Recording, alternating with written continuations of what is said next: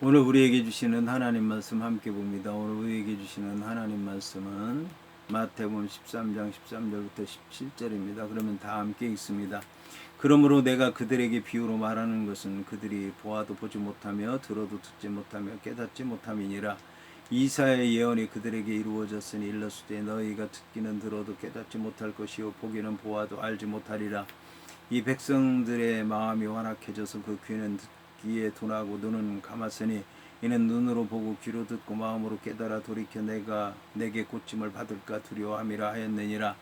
그러나 너희 눈은 봄으로 너희 귀는 들음으로 복이 있도다. 내가 진실로 너희에게 이르노니 많은 선지자와 의인이 너희가 보는 것들을 보고자 하여도 보지 못하였고 너희가 듣는 것들을 듣고자 하여도 듣지 못하였느니라. 아멘. 오늘 말씀의 제목은 비유로 말하는 이유입니다. 그러면 본문의 말씀을 통해 함께 은혜 나누도록 하겠습니다. 본문의 말씀을 보게 되면 그러므로 내가 그들에게 비유로 말하는 것은 그들이 보아도 보지 못하며 들어도 듣지 못하며 깨닫지 못함이니라고 하는 말씀으로 시작을 하고 있습니다. 본문은 예수님께서 비유로 말씀하신 이유를 말씀하신 것입니다. 이러한 본문의 내용은 그들이 비유로 말하지 않으면 보아도 보지 못하며 들어도 듣지 못하며 깨닫지 못하기 때문에 비유로 말씀하신다는 말씀입니다. 이것은 예수님께서 그들에게 사실 그대로 말해도 그들을 수동적으로 보자면 알아듣지 못할 것이고 그들을 능동적으로 보자면 말씀을 알아들으려고 하지도 않을 것이기 때문이라고 하는 것입니다. 이를 다시 말하면 그들이 보고는 있지만 보고 싶어 하지 않고 듣기는 하지만 듣고 싶어 하지 않으며 깨달으려 하지 않는다라고 하는 것입니다. 이것은 그들이 주님께 속하지 않았기 때문인 것입니다. 주님께 속하지 않은 밖에 있는 외인들이 천국의 비밀을 전달하고 있는 예수님을 보고 그의 말씀을 들으면서도 그들의 마음을 굳게 닫고 열려고 하지 않기 때문에 예수님께서는 더욱더 그들이 알아듣지 못하게 비유로 말씀하신다는 것입니다. 한편 보는 것이 그대로 하는 것이 되지 못하며 듣는 것이 바로 깨닫는 것이 되지 못하는 것은 결국 영적인 장애자의 영적인 상태로서 영적인 맹인이요 영적으로 듣지 못하는 자들인 죄인의 영적인 상태를 가리키는 것입니다. 이어서 본문은 이사야의 예언이 그들에게 이루어졌으니 일렀으되 너희가 듣기는 들어도 깨닫지 못할 것이요 보기는 보아도 알지 못하리라고 말씀하고 있습니다. 예수님께서 인용하신 이사야의 예언이 그들에게 이루어졌다라고 하는 말씀의 이사야의 예언은 이사야 6장 9절부터 10절에 나오는 말씀입니다. 이사야 6장 9절부터 10절의 말씀은 여호와께서 이르시되 가서 이스라엘 이 백성에게 이르기를 너희가 듣기는 들어도 깨닫지 못할 것이요 보기는 보아도 알지 못하리라 하여 이 백성의 마음을 둔하게 하며 그들의 귀가 막히고 그들의 눈이 감기게 하라 염려하건대 그들이 눈으로 보고 귀로 듣고 마음으로 깨닫고 다시 돌아와 고침을 받을까 하노라 하시니라는 말씀입니다. 이러한 본문의 말씀도 11절과 마찬가지로 겉으로 볼 때는 백성이 악하기 전에 마치 하나님이 먼저 그들을 악하게 만드신 것처럼 오해할 수도 있을 것입니다. 그러나 사실은 스스로의 자유의지에 따라서 완악해진 인간을 하나님이 그대로 내버려 두시겠다라고 하는 여호와 하나님의 구체적인 의지를 말씀한 것입니다. 이것은 사태에 대해서 하나님의 주권적인 섭리의 측면을 강조한 11절에 인용된 말씀처럼 하나님께서 예비하신 것과 인간의 자유의지라고 하는 것에 대해서 심각하게 생각하게 합니다. 본문에 이루어졌도다라고 하는 말은 복음서에서는 본절에만 유일하게 쓰인 단어로서 기본적으로 가득 채우다라고 하는 뜻을 지닌 단어입니다. 본문에서는 이사야의 예언이 예수님 당시의 유대 백성들에게 가득 채워지고 있다는 뜻으로 말씀을 하고 있습니다. 이렇게 될 때에 이사야가 말씀한 말씀이 예수님 자신의 시대까지 적용되고 있다고 하는 것을 말씀하는 것입니다. 이에 더 나아가서 오늘의 말씀은 현재 우리들에게도 이사야가 예언한 말씀이 계속 적용되고 있는 것으로 볼 수 있다는 말씀입니다. 이것은 오늘날 일부 사람들이 복음 선교에 대해서 거부하고 있는 원인과 복음을 거부하게 된 궁극적인 원인을 잘 이해할 수 있는 것입니다. 이어서 본문은 이 백성들의 마음이 완악해져서 그 귀는 듣기에 둔하고 눈은 감았으니 이는 눈으로 보고 귀로 듣고 마음으로 깨달아 돌이켜 내게 고침을 받을까 두려워함이라 하였느니라고 말씀을 하고 있습니다. 본문에 완악하다라고 하는 말은 두껍게 만든다, 살찌게 만든다라고 하는 1차적인 뜻과 마음을 무감각하게 한다라고 하는 상징적인 의미를 지닌 2차적인 의미를 지닌 단어로서 백성들의 마음이 자기들 스스로가 아닌 제3의 어떤 것인가에 대해서 때문에 무감각하게 됐다라고 하는 것을 말씀하는 것입니다. 이사야의 말씀에 의하면 여호와께서 예언자 이사야에게 백성들의 마음을 둔하게 하라고 명령하신 것으로 되어 있습니다. 그렇기 때문에 백성들의 마음을 두껍게 만들고 살찌게 만들고 무감각하게 만드는 것은 예언자라고 하는 것입니다. 이것은 예언자가 말씀을 전할 때 백성들이 자기를 포기하지 못하고 죄성을 버리지 못함으로써 여호와의 말씀을 받아들이지 못하게 되는 것을 말씀하는 것입니다. 그 결과 그들은 더 이상 여호와의 말씀과 상관이 없는 자들이 되는 것입니다. 본문은 죄악된 자들은 여호와의 말씀을 들으면 들을수록 그 마음이 더욱더 완악해진다는 것입니다.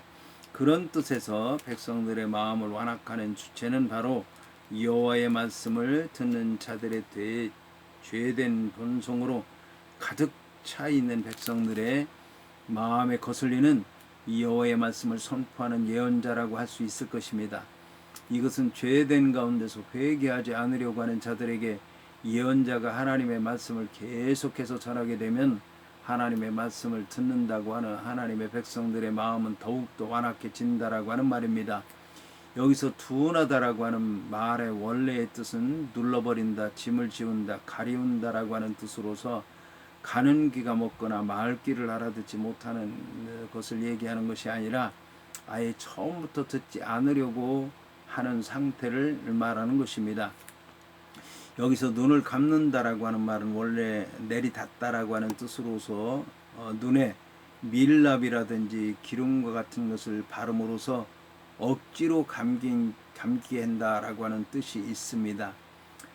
실제적으로 고대 사회에서는 눈에 밀랍을 칠한다든지 기름을 칠한다든지 무언가 발라서 사물을 바라보지 못하도록 하는 형벌 제도가 있었다고 합니다. 하지만 여기서는 다른 사람이 그렇게 하는 것이 아니라 스스로 눈을 감아서 진리를 보는 것을 완강히 거부하는 자를 가리키는 단어로 사용됐습니다.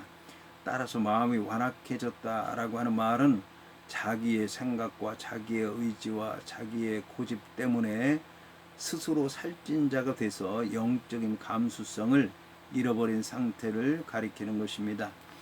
이것은 인간이 자기 중심적인 육신의 삶을 살 때에 반드시 하나님과의 영적인 관계가 단절되고 끊어지고 잃어버린다라고 하는 것을 말씀하는 것입니다. 한편 돌이킨다라고 하는 말에 해당하는 에피스트랩소신이라고 하는 말은 하나님보다는 죄된 세상을 더 사랑하는 사람이 그 전 존재를 하나님께로 복귀하는 행위라는 뜻으로서 회심이나 회개에 해당하는 메타노이아와 같은 뜻을 지닙니다. 이 돌이킨다라고 하는 말은 신앙생활로 돌아가는 자신의 죄에 대한 깨달음과 새롭게 살아야 되겠다라고 하는 생각을 가지고 전반적으로 삶이 변화되는 것을 가리키는 것입니다. 죄에 대해서 깨닫는다라고 하는 것은 죄된 인간 자신의 반성과 함께 회개에 의해서만 가능한 것이고, 새로운 변화는 하나님께 고침을 받게 되기 전까지는 사실상 불가능한 것이기는 하지만, 보다 1차적인 문제는 인간 스스로가 돌이킨다라고 하는 것을 의미하는 것입니다. 하나님께서 죄에 대한 깨달음조차 하지 않는 완악한 이스라엘 백성들로 하여금 자신의 길로 그대로 가도록 내버려 두시는 것은 그들을 벌하시고자 결정하셨기 때문입니다. 이사야 본문에서는 두려워하는 주체가 하나님 자신인 것과는 달리 본서에 인용된 이사야 예언은 백성들 스스로가 돌이키게 되고 하나님으로부터 고침을 받게 될 것에 대해서 두려워하고 하는 있는 말씀으로 되어 있습니다. 사람들은 마음으로 깨달아 돌이켜 고침을 받게 되지 않기 위해서 자신들 스스로 눈을 감고 귀를 닫은 것입니다.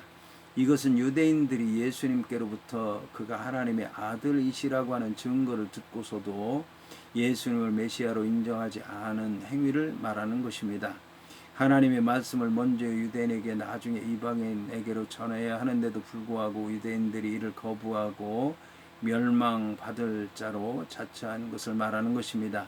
이것은 유대인들의 영원한 결정지는 과정에서 영원한 복이 아닌 영원한 저주로 가는 길을 선택함으로 말미암아 저지른 지상 최대의 실수라고 하는 것을 말하는 것입니다. 이어서 본문은 그러나 너희 눈은 봄으로 너희 귀는 들음으로 복이 있도다라고 말씀하고 있습니다. 이는 단순히 보고 듣는 육체적인 행위를 가리키는 것이 아니라 보고 듣는 사건의 의미에 대해서 생각하고 연구하고 받아들이려고 하는 영적인 의지와 감수성을 가리키는 말입니다. 이 문장을 정확하게 번역하면 너희의 눈은 보니 복이 있고 너희 귀는 들으니 복이 있다고 하는 말로서 15절의 닫힌 눈과 막힌 귀와는 정확하게 대조가 되는 말이라고 하는 것을 알 수가 있습니다.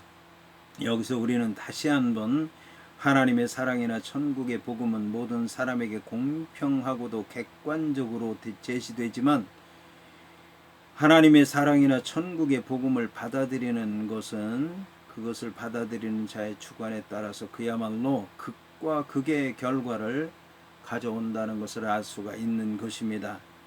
이것을 거꾸로 생각해 보게 되면 천국의 복음은 들으면 좋고 듣지 않으면 그만인 선택의 문제가 아니라 죽느냐 사느냐라고 하는 생과 사를 가늠할 수 있는 필수적인 문제라고 하는 것을 알아야 되는 것입니다. 여기서 보고 듣는 대상은 11절에 말씀하고 있는 천국의 비밀입니다. 천국의 비밀의 구체적인 내용은 지금까지 구약에서는 예언으로만 존재하던 천국, 다시 말해서 메시아의 나라가 이 세상의 역사 안으로 들어와서 우리의 삶의 한가운데서 하나님께서 다스리심에 의해서 예수를 주로 고백하는 무리들을 하나로 규합해서 이 세상에서 새하늘과 새 땅에 이르게 하기 위해서 이미 시작됐다라고 하는 것입니다.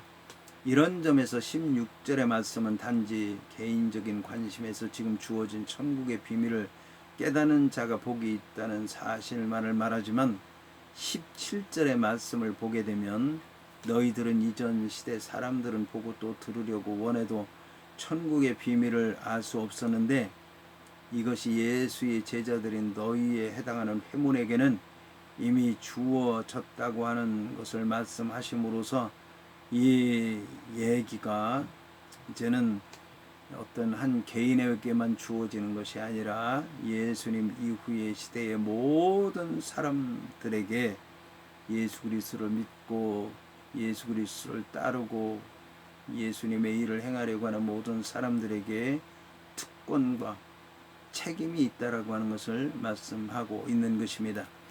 본문에 복이 있다라고 하는 말에 해당하는 마카리오이라고 하는 말은 어떤 사람에게 일어난 행복을 찬양하는 말로 사용되었습니다. 성경에서 사용된 것들을 보게 되면 하나님 나라의 메시지를 듣는 사람들에게 복이 있다라고 말씀하고 있고 하나님 나라의 메시지를 믿음으로 받아들이는 자들에게 복이 있다라고 하는 말씀이 사용되었고 헛된 요구를 하지 않는 자들에게 복이 있다는 말씀이 사용되었고 예수의 말씀과 행위를 깨닫는 자들에게 복이 있다라고 이제 말씀한 것을 볼 수가 있습니다. 이어서 본문은 내가 진실로 너희에게 이르노니 많은 선지자와 의인이 너희가 보는 것들을 보고자 하여도 보지 못하였고 너희가 듣는 것들을 듣고자 하여도 듣지 못하였느니라고 말씀하고 있습니다. 본문의 진실로라고 하는 뜻을 지닌 아멘이라고 하는 말은 구약에서는 주로 하나님의 뜻에 따라서 이루어지는 일에 대해서 사용이 되었습니다. 다시 말하면 하나님의 복이나 하나님께서 내리시는 저주에 대해서 받아들이겠다라고 하는 그런 것을 확증하는 것으로 아멘이 사용되었고, 하나님께 송축하는 것에 대해서 송영에 답해서 하나님께 대찬양하는데 아멘이 사용되었고, 기도하는 일이라든지 송영이라든지 하나님의 말씀이 끝나는 것에 아멘이라고 하는 말이 사용되었습니다. 이것은 결국 하나님의 말과 행위 그리고 하나님께 대한 인간의 찬양이 합당한 것일 뿐만 아니라 구속력이 있다라고 하는 것을 인정하는 것을 말하는 것입니다. 그런데 예수님께서는 아멘이라고 하는 말을 자신이 특별히 강조하고 싶은 말씀을 하실 때 앞서 사용함으로써 아멘 이후에 전개되는 말씀이 진실하다라고 하는 것을 미리 확증하시면서 우리에게 정신 차리고 깨어서 그 말씀을 들으라고 할 때 사용하셨습니다. 한편 많은 예언자와 의인이라고 하는 말은 하나님과의 바른 관계를 이루었던 구약의 예언자들과 그 밖의 사람들, 다시 말해 하나님의 나라가 임하기를 고대하던 사람들을 가리킵니다.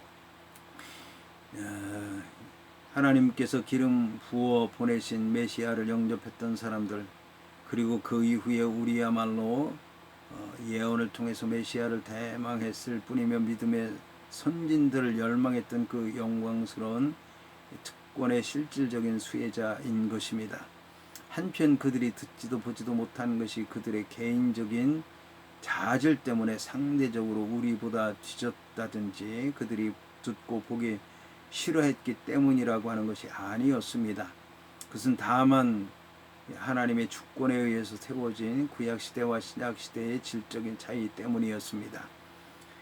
따라서 신약세 시대가 우월하다라고 하는 것은 그 신약시대에 속한 우리들로 하여금 교만하게 하는 것이 아니라 더 겸손하게 만들고 더 감사하게 만들고 더 큰 책임이 있다라고 하는 것을 깨닫도록 합니다. 그 이유는 우리가 원해서 신약시대에 복이 임하는 것이 아니기 때문이며 많은 자들이 이제 많이 받은 자들이 많은 책임을 지는 것이 당연하기 때문입니다.